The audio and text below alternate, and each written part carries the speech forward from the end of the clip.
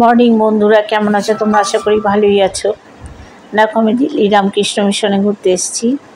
এই হচ্ছে রামকৃষ্ণ মিশন, রামকৃষ্ণদেবের মূর্তি।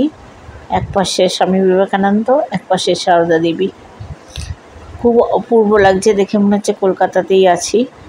বেলুড় মঠে তোমরা কজন গেছো জানি না, কিন্তু বেলুড় মঠেও দেখেছি। বেলুড় মঠের পরিসর অনেক বড়, তবে এখানেও সেই ফিলিংটা আসছে। খুব বড় একটা হলঘর, কার্পেট পাতা আছে, সবাই বসেছে, পেছনের দিকে সবাই বসেছে। কারণ সকলে ভিডিও করতে পারিনি, কারণ জানি না, সব বয়স্ক মানুষ তো, কে কী মনে করে। যাই হোক, আমি ঠাকুরেরই ভিডিও করলাম আর তোমাদের সামনে এর পরিচিতি দিলাম। এই যে বিভিন্ন গুরু মহারাজজিদের ফটো রয়েছে অ্যালবামে, আর ফ্যান চালিয়ে দিয়েছে। বাইরে প্রচণ্ড দাবদাহ, লু চলছে। আমরা জানি না 4টের সময় করে আমরা তাড়াইটেই চলে এসেছি, তাও আমাদের ওনারা বসতে দিয়েছেন, এটাই মানে বিরাট সৌভাগ্যের। কারণ ভেতরটা যেন এসির মতন, এই যে সব বসে আছে। আর যারা নিচে বসতে পারবে না তাদের জন্য চেয়ারের ব্যবস্থা রয়েছে, বেঞ্চির ব্যবস্থা রয়েছে। আমিও বসে আছি, ছেলেদের একদিকে আর মেয়েদের আর একদিকে। আর এখানে ভোগ প্রসাদেরও ব্যবস্থা আছে, যদি সময় মতন বলা যায়। মহারাজজিকে সেবায় বিভিন্ন মহারাজ নিয়োগ আছেন, তাহলে সেটা পাওয়া যায়। সন্ধ্যে 7টা থেকে আরতি শুরু হয়। অবশ্য শীত গ্রীষ্মের টাইমটা আলাদা হয়। একের পর এক আমি দেখছি সব যুবক ছেলেরাই আসছেন, যারা একের পর এক শ্রীরামকৃষ্ণ বিবেকানন্দকে প্রণাম করছেন, সারদা মাকে। আর আমাদের স্বামী বিবেকানন্দ হচ্ছে আমাদের যুব সমাজের আদর্শ। সেই আদর্শে অনুপ্রাণিত হয়ে আজকে যুব সমাজ চলতে চাইছে। আমাদের ভারতের প্রধানমন্ত্রী নরেন্দ্র মোদীও এই স্বামী বিবেকানন্দের আদর্শেই অনুপ্রাণিত। উনিও বেলুড় মঠে গিয়ে কয়েক বছর ছিলেন, তারপরে ওখানকারই মহারাজদের নির্দেশে উনি দেশের কাজে নিজেকে নিয়োজিত করেছেন। তো ওনার কাছে স্বামী বিবেকানন্দের, ওনার যখন মনের কথা হয়, মন কি বাত, তখন স্বামী বিবেকানন্দের কথাই উনি সবার আগে বলেন। আমাদের ভারতবর্ষের পরিচিতি, আমাদের ভারতবর্ষের ঐতিহ্য, আদর্শ যেমন সবাই থাকেন, রামকৃষ্ণ, সারদা দেবী বা আরও মহান পুরুষরা, কিন্তু স্বামী বিবেকানন্দ হচ্ছে আমাদের যুব সমাজকে লিড করছে। আমরা যারা যুবাবস্থায় ছিলাম বা এখনও আছি, বা আমাদের যাদের নতুনকে ধারণ করার, নতুনকে বোঝার ক্ষমতা আছে, পুরনোকে সাথে নিয়ে চলার আদর্শে আমরা যারা অনুপ্রাণিত, তারা কিন্তু অবশ্যই স্বামী বিবেকানন্দের আদর্শে অনুপ্রাণিত। তো তোমরাও, আমার অনুরোধ, রামকৃষ্ণ মিশনে একবার এসো। রামকৃষ্ণদেব ছিলেন স্বামী বিবেকানন্দের আধ্যাত্মিক গুরু। তার কাছেই তিনি শিখেছিলেন সকল জীবের মধ্যে ঈশ্বর বাস করেন, অর্থাৎ জীবের সেবা করাই ঈশ্বরের সেবা। জীবে প্রেম করে সেই জন সে বিচে ঈশ্বর। স্বামী বিবেকানন্দ তার বক্তৃতায় এতটাই পারদর্শী ছিলেন যে তার কথা সবাই মন্ত্রমুগ্ধ হয়ে শুনতেন। বিবেকানন্দের বলে যাওয়া যে বাণীগুলো, সেগুলো আজও মানুষকে মন্ত্রমুগ্ধের মতো পরিচালিত করছে। আজও জীবজগতের কাছে সেই বাণীগুলো চলছে। সেই বাণীগুলোর মধ্যে কিছু বাণী নিয়ে আপনাদের সাথে আলোচনা করব। এই বাণীগুলি আমাদের আজকের জীবনের পথপ্রদর্শক। যা পারো নিজে করে যাও, কারোর প্রতি আশা বা ভরসা কোনোটাই করো না। এটা হচ্ছে স্বামী বিবেকানন্দের প্রথম বাণী। কাউকে তোমার পছন্দ হয় না, তাকে তুমি হয়তো ঘৃণা করো, কিন্তু রামকৃষ্ণদেব বলেছেন পাপকে ঘৃণা করো, পাপীকে নয়। অর্থাৎ তার পাপ কাজটাকে ঘৃণা করো, কিন্তু সে যদি কোনো কারণে তোমার সাহায্য প্রার্থী হয় বা তোমার সাহায্যে তার প্রয়োজন হয়, অবশ্যই তাকে ক্ষমা করে দিয়ে তাকে সাহায্য করো, কিন্তু তার পাপকে কখনো সমর্থন করো না। নিজের ওপর বিশ্বাস না এলে ঈশ্বরের ওপর বিশ্বাস আসে না। এটি হচ্ছে স্বামী বিবেকানন্দের। মস্তিষ্ককে উচ্চমানের চিন্তাভাবনা দিয়ে পূর্ণ করো।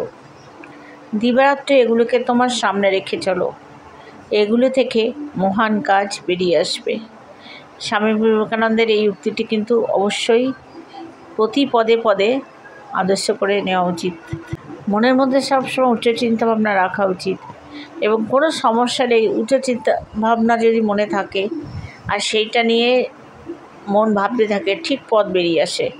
এই জন্য 10টা মানুষের সামনে গিয়ে আমার বিপদ কি করব বলার কোনো প্রয়োজন হয় না। ঈশ্বরই পথ দেখিয়ে দেন। সাহসী লোকেরাই বড় বড় কাজ করতে পারে। তুমি যদি উচ্চ মনের অধিকারী হতে চাও, তুমি যদি উঁচুতে উঠতে চাও, তাহলে তোমার ভিতরের অহংকারকে টেনে বের করে ফেলতে হবে। তোমাকে হালকা হতে হবে। এর অর্থ হচ্ছে তুমি কে, তোমার পরিবার কে, তোমার কত শিক্ষা, তোমার কত অর্থ, এটা ভাবলে হবে না। ভাবতে হবে তুমি ঈশ্বরের সন্তান এবং তোমার যা কিছু আজকে প্রাপ্তি হয়েছে, সুখ দুঃখ সবই ঈশ্বরের কৃপায় হয়েছে। আজ পর্যন্ত তুমি রাস্তা চলছো, পথ চলছো ঈশ্বরের দয়ায়। তুমি যদি এই মহান ঈশ্বরের কাছে নিজেকে সমর্পণ করো, তাকে পিতামাতা ভাবো, তাহলেই কিন্তু তুমি উঁচুতে উঠতে পারবে। আর যে হালকা হয় সেই উঁচুতে উঠতে পারে। নির্ভীকভাবে নিজের কাজ করো আর সত্য আর ভালোবাসা নিয়ে এগিয়ে চলো। শুধু বড় লোক হও না, বড় মানুষ হও। আমাদের দৃষ্টিভঙ্গি যেমন যে আমি ভালো করে পড়াশুনো করব, তার কারণ হচ্ছে আমি অনেক বড় চাকরি করব, অনেক টাকা ইনকাম করব। এই ব্যাংক ভর্তি, তিজোরি ভর্তি বা বড় গাড়ি বাড়ি, এটা নিয়ে মানুষের পরিচয় নেয়। বড় মনের মানুষ হওয়াটাই সবথেকে বড় পরিচয়। একার জন্য অনেক কিছু করলাম, সেটা কিন্তু পৃথিবী মনে রাখে না। যদি অনেকের জন্য অনেক কিছু করা যায়, সমষ্টিগতভাবে কিছু করা যায়, সেটাই কিন্তু পৃথিবী কিছু শতাব্দী মনে রাখবে। ওঠো, জাগো এবং লক্ষ্যে না পৌঁছানো পর্যন্ত থেমো না। ইচ্ছা শক্তি জগৎকে পরিচালনা করে থাকে। সারাদিন চলার পথে যদি কোনো সমস্যার সম্মুখীন না হও, তাহলে বুঝবে তুমি ভুল পথে চলেছ। অর্থাৎ তুমি যখন কোনো রাস্তায় চলতে থাকবে, অবশ্যই সেখানে সমতল রাস্তাও আসবে, আবার পাথর বেছানো রাস্তাও আসবে, বা জলে ভরা রাস্তাও আসবে, খানাখন্দও আসবে। সেটা যদি তুমি অতিক্রম করতে পারো, তবেই বুঝবে যে তোমার কাজ চলাটা সার্থক হয়েছে। অগ্রসর হতে বাধা পেলেই বুঝবে যে তোমার অবশ্যই সামনে উন্নতি আসছে। বাধাই উন্নতির সূচনা দেয়। কোনো বড় কাজে কঠোর পরিশ্রম ও কষ্ট শিকার ছাড়া হয়নি। এমন কাজ করে চলো, তুমি হাসতে হাসতে মরবে আর জগৎ তোমার জন্য কাঁদবে। এর অর্থ হচ্ছে তুমি কর্মের মাধ্যমে সারা জীবন জগতে জীবিত থাকবে, তোমার শরীর নাই থাক। আমি বিশ্বাস করি কেউ কিছু পাওয়ার উপযুক্ত হলে জগতের কোনো শক্তি তাকে বঞ্চিত করতে পারে না। যখন মানুষের মধ্যে অহংকার থাকে না, তখনই সে সব থেকে ভালো কাজ করতে পারে, অপরকে প্রভাবিত করতে পারে। মনের মতো কাজ পেলে তো যে কেউ লোক করতে পারে, কিন্তু যে সকল কাজকে মনের মতো করে নেয়, সেই আদর্শ মানুষ। তাকে কোনো কাজ হারাতে পারে না, কারণ কোনো কাজই ছোট নয়। পবিত্র ও নিঃস্বার্থ হতে চেষ্টা করো, তার মধ্যেই রয়েছে সমস্ত ধর্ম। যেরকম বীজ আমরা বপন করি, সেরকমই ফসল আমরা পাই। আমরাই নিজের ভাগ্যকে তৈরি করি। তার জন্য কাউকে দোষারোপ করার কিছু নেই, কাউকে প্রশংসা করারও কিছু নেই। কারোর জন্য কিছু হয় না, সব কিছুর জন্যই আমাদের কর্ম দায়ী।